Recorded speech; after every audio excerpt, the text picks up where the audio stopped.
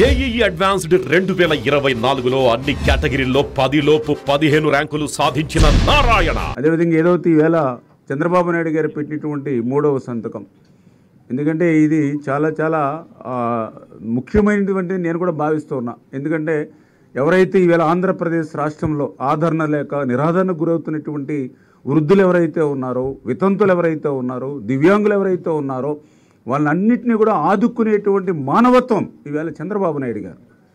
జగన్మోహన్ రెడ్డి గారు పదే మాటలతో చెప్పేవారు, కానీ చంద్రబాబు నాయుడు గారు చేతలతో చూపించేటువంటి వ్యక్తి. పెన్షన్స్ మీద కూడా జగన్మోహన్ రెడ్డి గారు ఎన్నో అబద్ధాలు అసత్యాలు ప్రచారం చేసినటువంటి పరిస్థితి.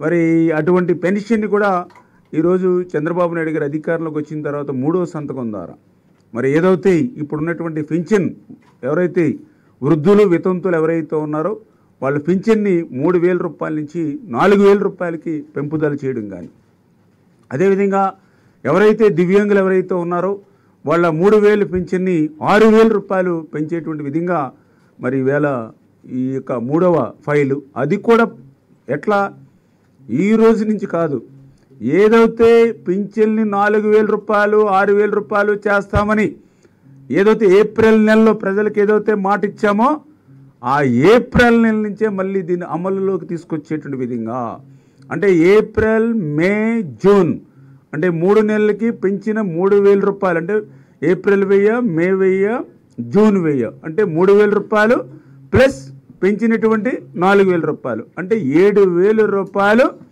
రేపు జూలై 1వ తేదీన ఎన్డీఏ మన ప్రభుత్వం వచ్చిన తర్వాత ఈ ఆంధ్రప్రదేశ్ రాష్ట్రంలో ఉన్నటువంటి ప్రతి వృద్ధుడు ప్రతి వితంతువు కూడా మరి ఇంటి దగ్గరే మరి వాళ్ళు పింఛన్ అందుకునేటువంటి విధంగా, మరి దివ్యాంగులు అయితే 6,000 రూపాయలు వాళ్ళకి పెంచినటువంటి పింఛన్ అందుకునేటువంటి విధంగా ఈవేళ 3వ మరి సంతకం. ఎందుకంటే పెన్షన్లు అంటేనే తెలుగుదేశం, ఎందుకంటే అసలు ఈ రాష్ట్రంలో 35 రూపాయలతో పింఛన్ మొదలుపెట్టిందే అన్న నందమూరి తారక రామారావు గారు.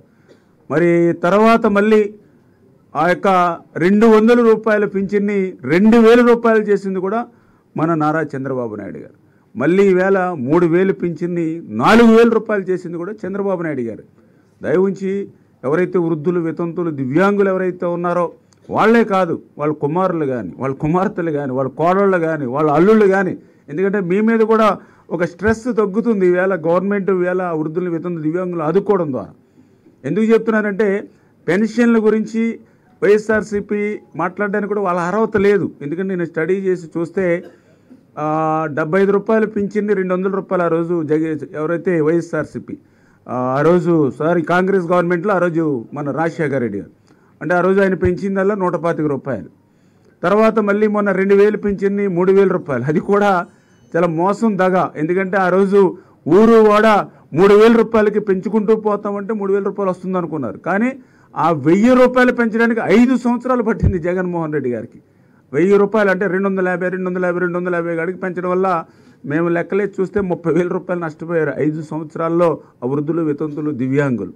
కానీ ఈవేళ జగన్మోహన్ రెడ్డి లాగా ఏదో మాట ఇచ్చి తప్పేటువంటి విధంగా కాకుండా ఆయనకి 1,000 రూపాయలు పెంచడానికి 5 సంవత్సరాలు పడితే మాకు ఈవేళ ప్రమాణ స్వీకారం చేసినటువంటి ఒక రోజులోనే ఈవేళ 3,000 రూపాయలు పెంచింది 4,000 రూపాయలు. అంటే ఈరోజు క్యాలిక్యులేట్ చేసి చూస్తే ఆ రోజు ఎవరైతే రాజశేఖర రెడ్డి గారు 125 రూపాయలు ఈవేళ, అంటే తండ్రి 125 రూపాయలు పెంచితే ఈవేళ మొన్న కుమారుడు వచ్చి 1,000 రూపాయలు, అంటే ఇద్దరు కలిసి చూస్తే దగ్గర 1,175 రూపాయలు 1,175 రూపాయలు పెంచారు వాళ్ళిద్దరూ కలిసి.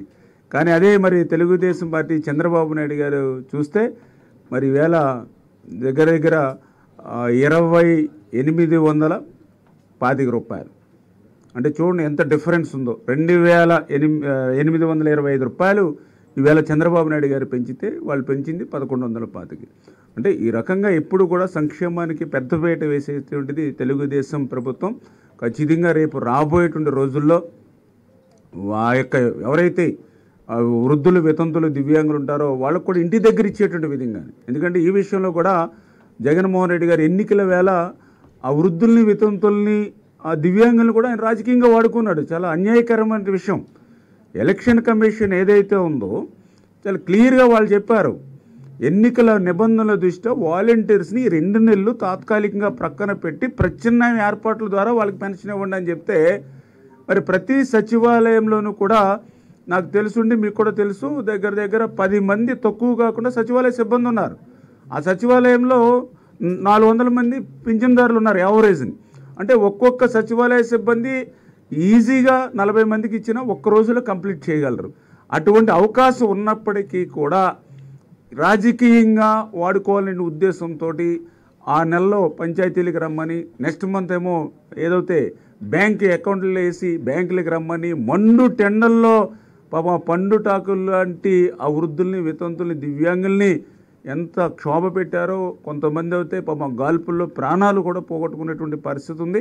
అంటే ఒక మానవత్వం లేనటువంటి ముఖ్యమంత్రి జగన్మోహన్ రెడ్డి ఆ రోజు. అదే నిజంగా మేము కూడా అదే చెప్పాం. నిజంగా ఈ పరిస్థితుల్లో చంద్రబాబు నాయుడు గారు ముఖ్యమంత్రిగా ఉండుంటే ఎలక్షన్ కమిషన్ ఇచ్చిన ఆదేశాల ప్రకారం ఏదైతే ఆ సచివాలయ సిబ్బందితోటి ఇంటికి పిండి ఉండేవాళ్ళం. రేపు మళ్ళీ మన ప్రజాప్రభుత్వం వస్తుంది. వచ్చిన వెంటనే జూలై 1వ తేదీన ఆ రోజు మేము చెప్పాం ఛాలెంజ్ చేసి, జూలై 1వ తేదీన మళ్ళీ 3,000 రూపాయలు నెల 1000 3,000 ప్లస్ పెన్షన్ 4 7,000 రూపాయలు మీ గుమ్మం దగ్గరే, మీ ఇంటి దగ్గరే అందజేస్తామని ఏదైతే మేము మాట ఇచ్చామో ఆ మాట నిలబెట్టుకుంటూ ఈవేళ మరి 3వ సంతకం ఈరోజు చంద్రబాబు నాయుడు గారు చేయడం మరి చాలా చాలా సంతోషకరమైన విషయం. ఇలా ఆంధ్రప్రదేశ్ రాష్ట్రంలో ఉన్న వృద్ధులు, వితంతులు, దివ్యాంగులకి అనేటువంటి విషయాన్ని కూడా ఈ సందర్భంగా తెలియజేసుకుంటూ, సుమన్ టీవీలో మీ పర్సనల్ అండ్ బిజినెస్ ప్రమోషన్స్ కోసం కింది నెంబర్కి కాంటాక్ట్ చేయండి.